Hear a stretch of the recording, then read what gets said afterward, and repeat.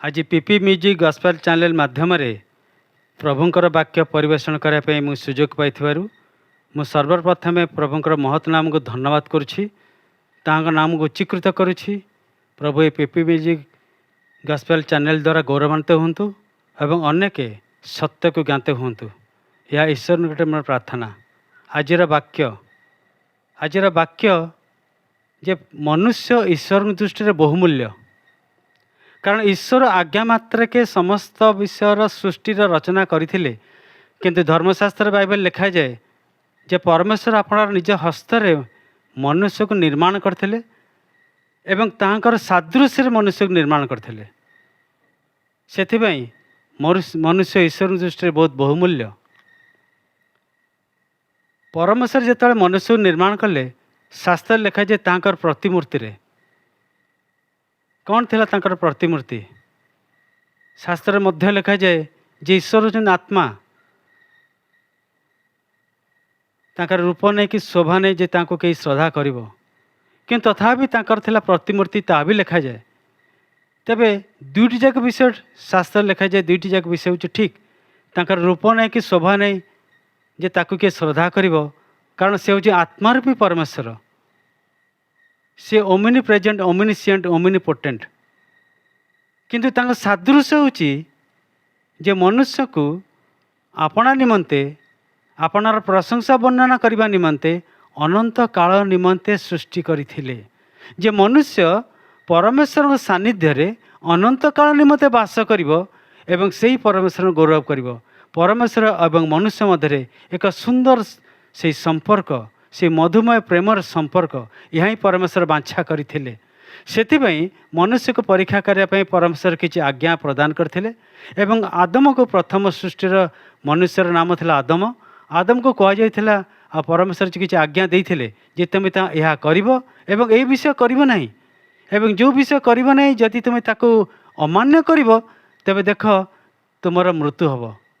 कारण परमेश्वर मनुष्य जेतल निर्माण करथिले मनुष्य पर मृत्यु को लदी दे नथिले एवं तांकर सादृश्य थिला परमेश्वर मनुष्य को अनंत काल निमंते तांका सहित वास करिवार व्यवस्था।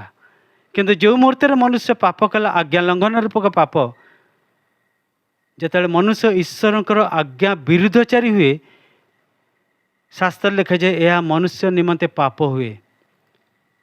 से प्रथमे जेतेबेले से एदेन उद्यान रे प्रथम मनुष्य परमेश्वर आज्ञा लंघन कले, सेतले पाप रो बशवर्ती हेले आदम एवं मृत्यु तांका मस्तक पर राज्यत कला। सेथिबाई परमेश्वर सानिध्य रे आदम आ रही पारिले नाही, तांको एदेन एवं उद्यान बाहर कर दिया जाइथिला। कारण परमेश्वर और पाप ए दुटी एका संगे वास करि पारंती नाही। शास्त्र लिखा जाए परमेश्वर होचंदी आचरण रे सिद्ध, से होचंदी पवित्र, पवित्रता तांको गृहर शोभा।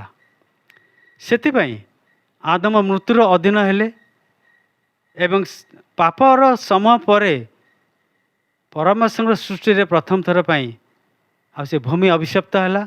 लिखा जाए कंटा एवं गोखरा गछ जात हला, कारण कंटा और गोखरा गछ परमेश्वर द्वारा सृष्टि हेई नथिला, केवल शाक सृष्टि हेइथिला।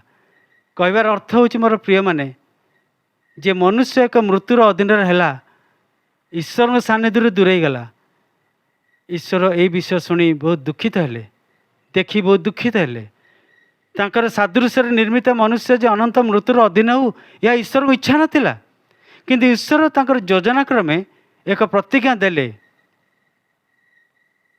जे निर्दोष रक्तपात द्वारा ए पाप क्षमा हो पारे एवं ईश्वर पुनर्बार मनुष्यर निकटवर्ती हो पारंती। सेथिबाई आदमंकर जो दुई पुत्र थिले कयन एवं हेबल, हेबलंकर जो बलिदान ता थिला एक मेषशावकर बलिदान।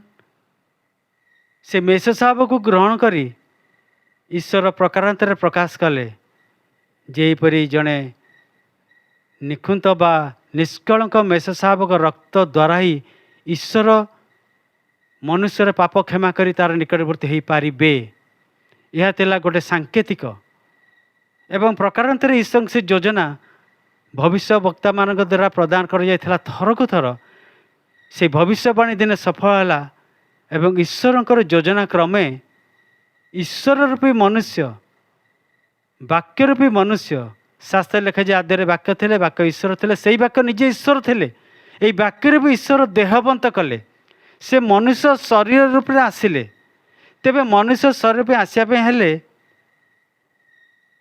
गोटे कुमारी गर्भ में आसबार आवश्यकता अच्छी कारण ईश्वर केबे पुरुष एवं स्त्री उभयर सहभागितार केबे आसी पारिबे नाही कारण तांकर अवस्थिति अनादि काल अनंत काल पर्यंत तांकर स्थिति सृष्टिर पूर्वर श्रेष्ठर अंत पर मध्य सेतिबाई जीशु ख्रीष्टकर जेतले मरियम कर गर्भरे से आसिले भूमिष्ठ हवा पूर्वर स्वर्गर दूत मरियम को कहले जे थे जीशुकर माता जागतिक भावे जे तुम्हें तुमर गर्भ जो होती से तुम विचलित हुआ नहीं कारण से पर्यंत मरियमकर विवाह हो नाला तुम गर्भरे जो शिशु वृद्धि पाँच तुम्हें से विघ्न हुआ नहीं कारण ता पवित्र आत्माकर कर्तृत्व से दूत मध्य भावी स्वामी जोसेफ को कही अपना स्त्री को तुम्हें जो परित्याग करने इच्छा कर ना कारण यह हूँ ईश्वर योजना तांकर गर्भ पवित्र आत्मा द्वारा कर्तृत्व से जीशु जन्म पूर्वर दूत तांकर माता मरियम को कहले जो बालक तुम औरसर आसबे जी जन्म ग्रहण करेंगे तुम्हें तांकर नाम जीशु दब जीशुकर नाम जागतिक पितामाता दे नथिले स्वर्गर दूत देइथिले एवं दूत कहले कारण से समग्र मर्त्यर को पापर उद्धार करेंगे बा मुक्ति देवे परित्राण करेंगे से तुम्हें नाम जीशु देव जीशु जगत रे मानव बेसर आसिले यह थिला ईश्वर इच्छा सी अपना पिता इच्छा को सफल करने आसिले कि प्रकार इच्छा ना मनुष्य को पापर दंड जो व्यवस्था थिला मृत्यु से अनंत काल मृत्यु ताको अनंत काल जीवन को फेरई देवार व्यवस्था अनेक बुझीपारती नहीं जे जदि जीशु ईश्वर रूपे होते तेबे से कहीं मृत्युभोग कले से कहीं आप रक्षा कले नहीं मोर प्रिय माने जदि जीशु आपना को रक्षा करी थांते से ताले समग्र मानव को आज मते एवं आमको से रक्षा करी पारि न थांते तांकर रक्त थिला धर्मशास्त्र बाइबल लिखा जाए जेहेतु तांकर जन्म पवित्र आत्माकर कर्तृत्व पुरुष एवं स्त्री सहभागितार नुहे सेथिबे तांकर रक्त शास्त्र लिखा जाए जे निखुंत निष्कलंक निर्दाग पापी मान ठारू पृथकीकृत एवं आकाश मंडल पर उच्चीकृत ताहांकर रक्त एक बहुमूल्य रक्त जे कि मनुष्यर पाप को क्षमा दे पारे कारण जीशुकर पूर्वर पुराणा विधि अनुसार वृष मेष बा पशु छाग एवं पक्षी मानकर रक्त पाप क्षमा निमंते उत्सर्ग करा जाउथिला किंतु ताहा पाप क्षमा करने उचित है नहीं जा योग्य विवेचित हो पाला नहीं किंतु जीशु ख्रीष्टकर रक्त बहुमूल्य होता हेतु ताही केवल मनुष्यर पाप को क्षमा करें जो माने अपना मुखरे स्वीकार करती एवं हृदय विश्वास करती जे मोर पाप जीशु ख्रीष्ट अपना क्रूस उपरे अपना बहुमूल्य रक्त ढालिक से नेले मृत्युभोग कले एवं तृतीय दिन से पुनरुत्थित हेले जे विश्वास करे से ता पापर दंडरू अनंत कालीन मृत्युर रक्षा प्राप्त हुए मोर प्रिय माने जीशु जगत रे सेथिबे कहले मु जगतरू निश्चय चलीजी किंतु मुझे जो स्थान थाए से स्थान प्रस्तुत कले पुणी आसबि एवं तुम मान को मो सांगर नहीं जीवी अर्थात जीशु पुनरुत्थित जेत हेले तृतीय दिन रे से मृत्यु जय कर उठिले एक गौरवमय शरीर रे से स्वर्ग जो जाऊँच शिष्य मान कहले मुझेपरी भाव में जाऊँगी मुझे ठीक से भाव में आसबि एवं मनोनीत लोक मान मुक्ति प्राप्त लोक मान मो सांगे नहीं जीवी कौ माने मुक्ति प्राप्त ना जो माने प्रभु जीशु ख्रीष्ट जे मोर पाप पई मृत्युर दंड भोगी विश्वास करती हृदय रे मुखरे स्वीकार करती से माने पापर बंधन अनंत काल मृत्यु मुक्ति प्राप्त होती यह हूँ एक निश्चित भरोसा केवल धर्मशास्त्र बाइबल ले ईश्वर पुत्र प्रभु जीशु ख्रीष्ट यह प्रकाश करिसेंती। आज कहबार उद्देश्य होची मनुष्य ସେଥିପାଇଁ ଏହି ଜଗତରେ ଆଉ ତାର ଅନନ୍ତକାଳୀନ ସମୟ ରହିଲା ନାହିଁ। ପାପ ହେତୁ ତାର ସମୟସୀମା କ୍ଷଣକାଳେ ସ୍ଥାୟୀ ହେଲା। ମାତ୍ର ଯେଉଁ ସ୍ଥାନ ତା ପାଇଁ ପ୍ରସ୍ତୁତ କରାଯାଇଛି ଈଶ୍ୱରଙ୍କ ପୁତ୍ର ପ୍ରଭୁ ଯୀଶୁ ଖ୍ରୀଷ୍ଟଙ୍କ ଦ୍ୱାରା, ଯେତେବେଳେ ସେହି ସ୍ଥାନରେ ସେ ପ୍ରବେଶ କରିବ, ସେତେବେଳେ ଈଶ୍ୱରଙ୍କର ସେହି ପ୍ରତିଜ୍ଞା ଯେଉଁ ଥିଲା ଯେ ଆମର ସାଦୃଶ୍ୟରେ ଆଦମକୁ ନିର୍ମାଣ କଲୁ, ସେତେବେଳେ ସେହି ପ୍ରତିଜ୍ଞା ସଫଳ ହେବ। ମନୁଷ୍ୟ ପୁନର୍ବାର ଅନନ୍ତକାଳ ନିମନ୍ତେ ଈଶ୍ୱରଙ୍କଠାରେ ବାସ କରିବ। କିନ୍ତୁ କହିବାର ବାହୁଲ୍ୟ, ଏହି ଜଗତ ତା ପାଇଁ ବର୍ତ୍ତମାନ ଆଉ ଅନନ୍ତକାଳୀନ ସମୟ ନୁହେଁ। ଏହା ଏକ କ୍ଷଣକାଳ ସ୍ଥାୟୀର ସମୟ, ଯେଉଁ ସମୟ ତା ପାଇଁ ବହୁତ ସ୍ୱଳ୍ପ। ଏହି ସ୍ୱଳ୍ପ ସମୟ ତାକୁ ଦିଆଯାଇଛି ସେ ଅନନ୍ତକାଳୀନ ରାଜ୍ୟରେ ପ୍ରବେଶ କରିବା ପାଇଁ ଏକ ପ୍ରସ୍ତୁତିର ସମୟ। ଯେଉଁ ପ୍ରସ୍ତୁତିରେ ସେ ଜାଣିପାରିବ ତାର ଉଦ୍ଧାରକର୍ତ୍ତା କିଏ, ତାର ମୁକ୍ତିକର୍ତ୍ତା କିଏ, ସେ କାହିଁକି ଆସିଲେ, ସେ କାହିଁକି ମୃତ୍ୟୁଭୋଗ କଲେ। ତାହା କେବଳ ଥିଲା ମୋର ଆମର ସମୁଦାୟ ପୃଥିବୀର ମାନବର ପାପର ପରିତ୍ରାଣ କରିବା ନିମନ୍ତେ, ସେହି ପ୍ରେମକୁ ପ୍ରକାଶ କରିବା ନିମନ୍ତେ। କାରଣ ଈଶ୍ୱରଙ୍କ ପୁତ୍ର ପ୍ରଭୁ ଯୀଶୁ ଖ୍ରୀଷ୍ଟ ଆପଣ ପିତାଙ୍କର ଆଜ୍ଞାବହ ହେଲେ, ସିଏ ଆପଣଙ୍କୁ ନ୍ୟୁନ କଲେ। ଐଶ୍ୱର୍ଯ୍ୟ କ୍ଷମତା ଥିଲା, ସେ ଜୀବିତ ଥିଲାବେଳେ ଲାଜାରଙ୍କୁ ମୃତ୍ୟୁରୁ ଉଠାଇଥିଲେ।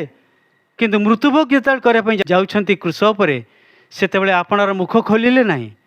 ସେ ନୀରବ ମେସି ପରି ଆପଣଙ୍କ ମୁଖକୁ ନୀରବ ରଖିଲେ। ସେ ଦାଢ଼ି ଓପାଡ଼ିବା ଲୋକମାନଙ୍କ ପ୍ରତି ଆପଣ ଗାଲ ପାତି ଦେଲେ।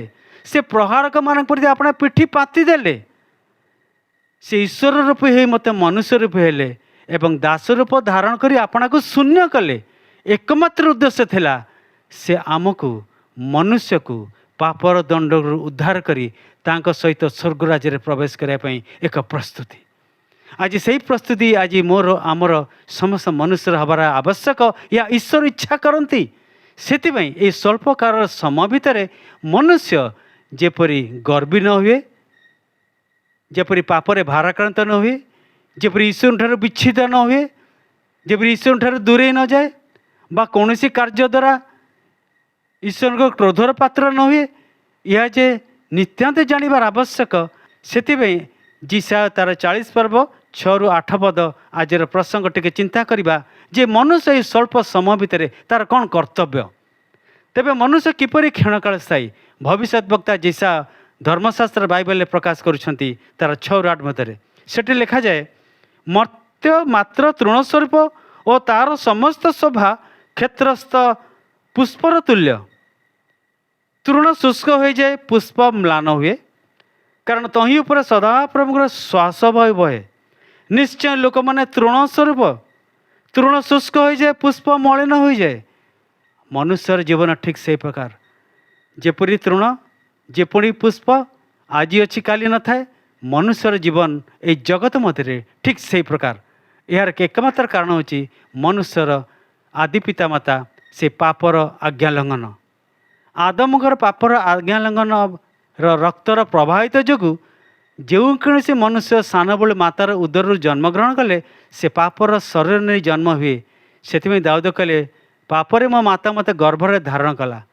ମୋର ପ୍ରିୟମାନେ, ସେଥିପାଇଁ ମନୁଷ୍ୟ ଯେ କ୍ଷଣକାଳ ସ୍ଥାୟୀ, ଶାସ୍ତ୍ର ଲେଖାଯାଏ ତୃଣ ଶୁଷ୍କ ହୋଇଯାଏ, ପୁଷ୍ପ ମଳିନ ହୁଏ, ମାତ୍ର ଆମମାନଙ୍କ ପରମେଶ୍ୱରଙ୍କ ବାକ୍ୟ ହେଉଛି ଅନନ୍ତକାଳ ସ୍ଥାୟୀ। ପରମେଶ୍ୱରଙ୍କ ବାକ୍ୟ, କାରଣ ସେ ହେଉଛନ୍ତି ଅନନ୍ତକାଳ ସ୍ଥାୟୀ ପିତା। ଅନନ୍ତ କାଳ ନିମନ୍ତେ ତାଙ୍କର ସ୍ଥିତି ଅନନ୍ତ କାଳରୁ ଅନନ୍ତ କାଳ ପର୍ଯ୍ୟନ୍ତ ତାଙ୍କର କର୍ତ୍ତୃତ୍ୱ। ସେଥିପାଇଁ ସବୁ ଲୋପ ପାଇବ, କିନ୍ତୁ ବାକ୍ୟ କେବେ ଲୋପ ପାଇବ ନାହିଁ।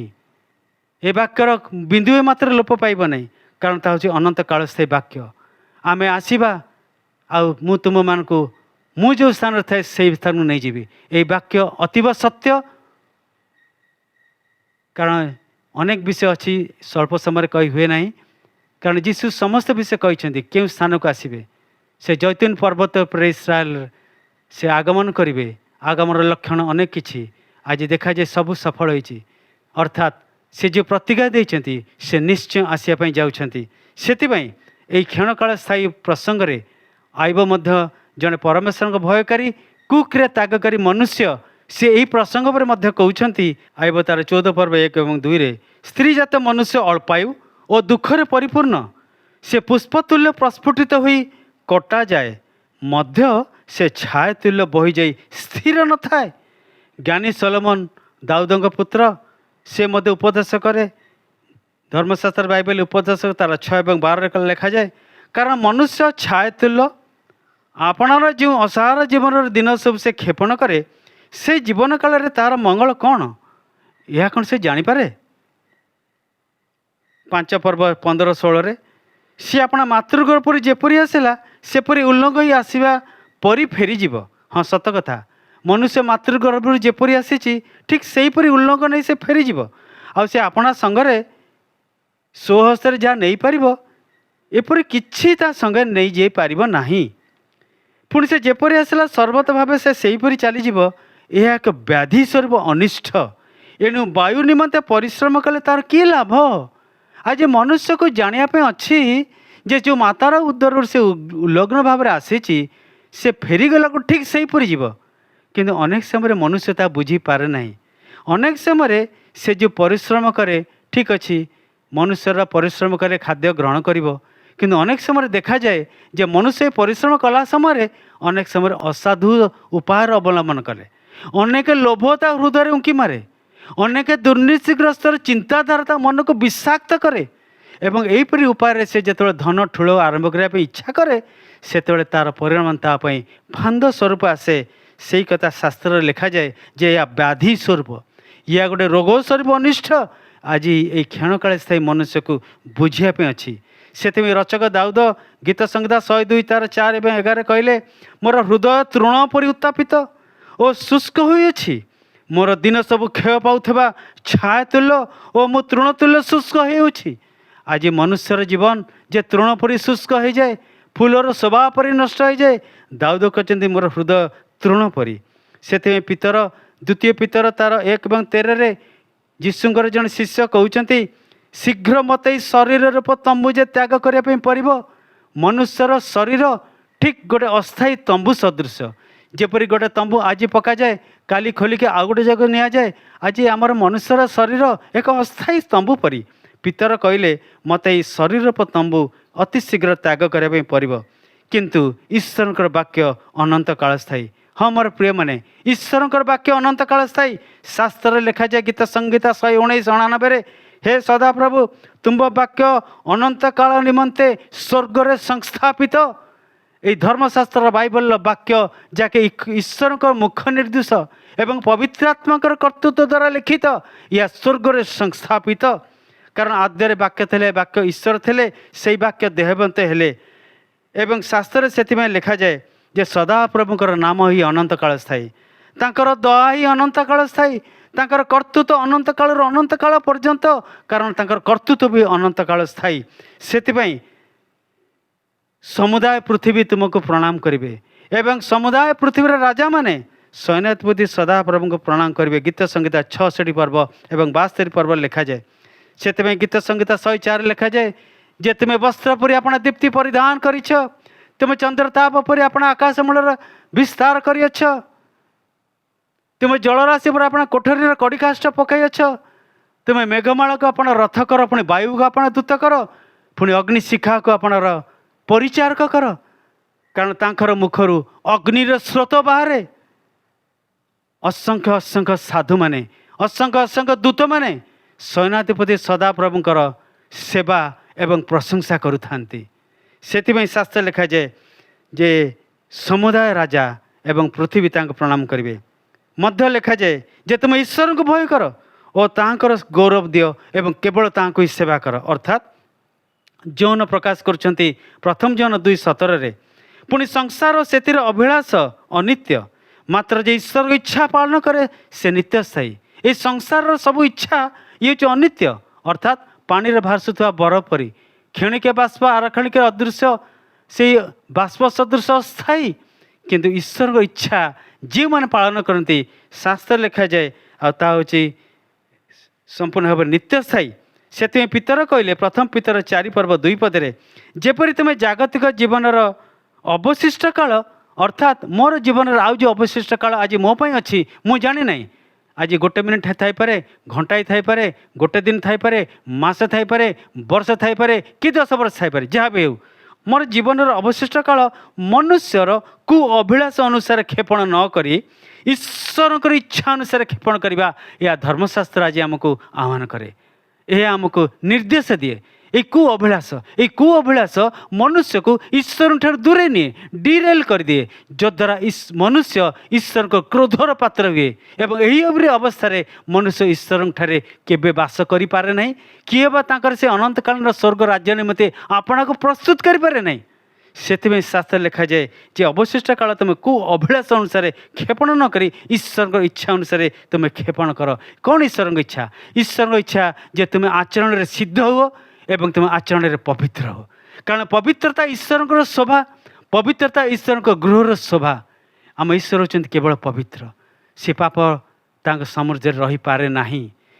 से शास्त्र लिखा जाए जे आलोक सहित अंधकार कि संपर्क? हाँ मोर प्रिय माने, आज आलोक सहित अंधकार संपर्क नहीं, यही कु अभिलाष हो अंधकार सदृश। से शास्त्र लिखा जाए तुम यही सब को परिहार कर, कारण अंधकार निष्फल सबरे सहभागी हुआ नहीं। से पितर भारी सुंदर कथाटी कहले प्रथम पितर 2 पर्व 16 पदरे आउ किछि दिन पर आम स्वाधीनता दिवस पालन करवा।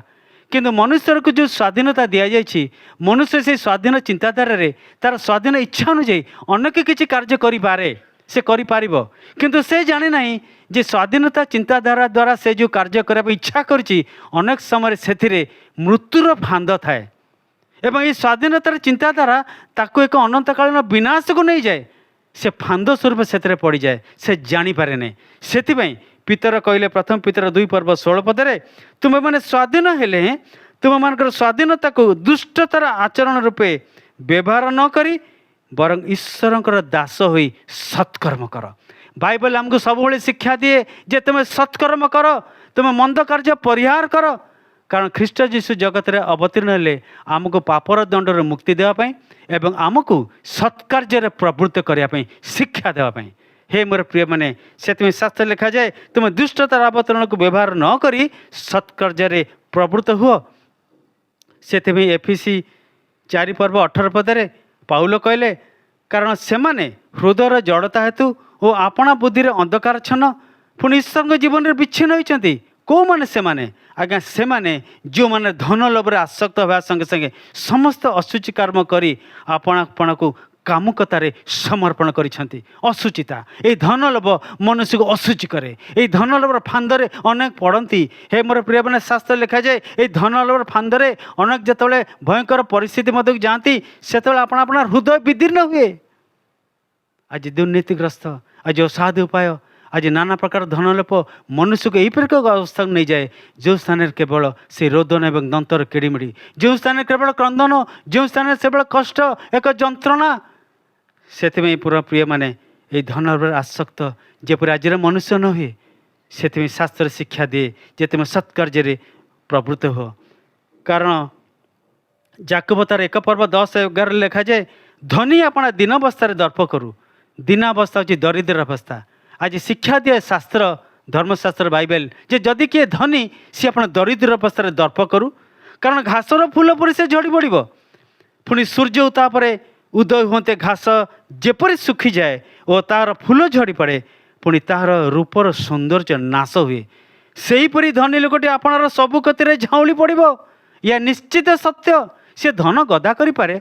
धर्मशास्त्र लिखा जाए जे जड़े धन गदा करें किंतु अपर पक्ष सी भोग करे, यह हूँ मंद व्याधि। से शास्त्र लिखा जाए फूल जेपरी झड़ी पड़े धनी लोक अपना सबु कतरे सेपरी झड़ी पड़ो। पाउल से रोमी 6 पर्व 12 पदर कहले अतबे पाप तुम मान मर्त सतर शरीर पर राज्य तो न करू। पाप हूँ ईश्वर आज्ञा लंघन करने पाप।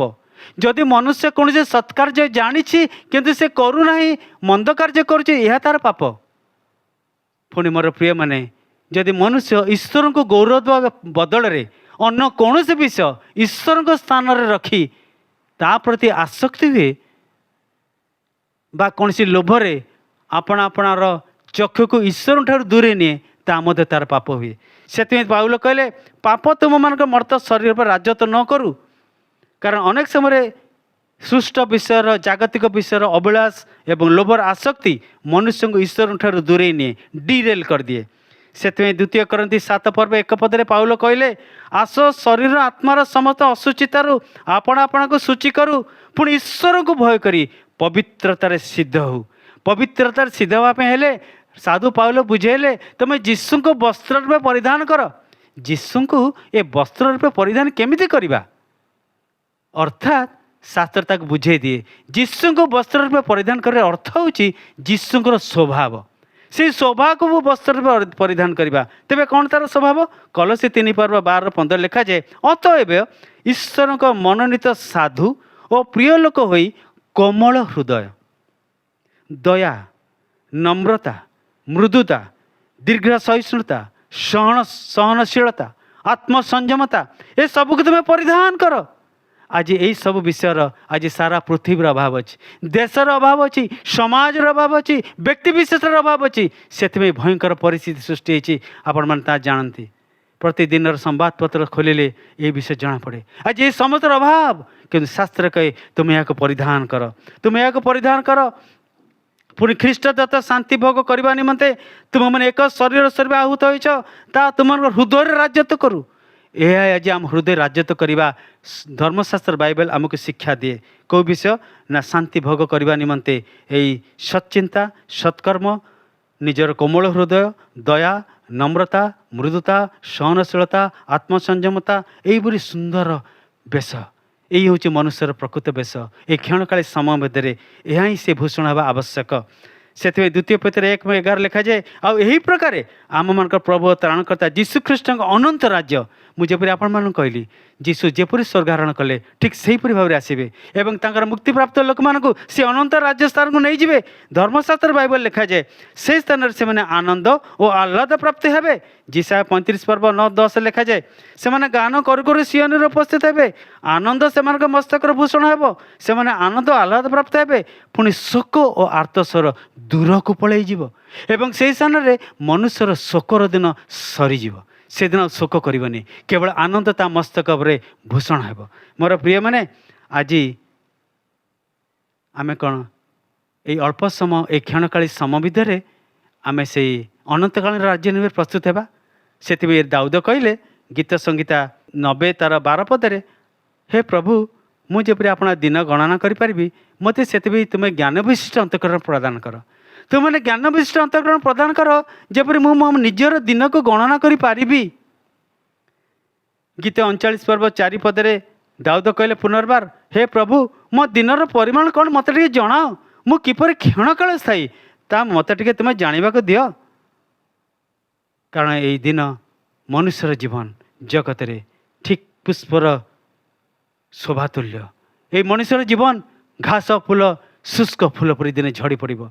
से हे मोर प्रिय माने आज प्रसंग रखा जाइए मर्त्यर शोभा घास फूल परी सतरे आज मर्त्यर शोभा घास फूल परी आज मोर आमर शोभा घास फूल परी आज अच्छी काली नथिबो।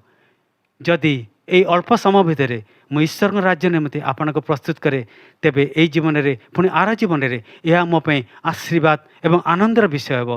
किंतु जदि मु कौन पापर व्यवस्था द्वारा लोभर व्यवस्था द्वारा धन लोभर फांदे आपण को नियुक्त करे तेल यह मो निश्चय एक कष्टदायक एक जंत्रणार कारण हे। से आसतु आज अल्प समय भितर ये मर्त्तर शोभा जे घास फूल परी ये अल्प समय मध्य आम ईश्वर अनंतकालीन राज्य निमंते आपण आपण को प्रस्तुत करूँ तेबे परकाल रे जेपरी ईश्वर राज्य रे आमे प्रवेश करिबा अनंत काल से आनंद आमानकर मस्तकर भूषण हेब।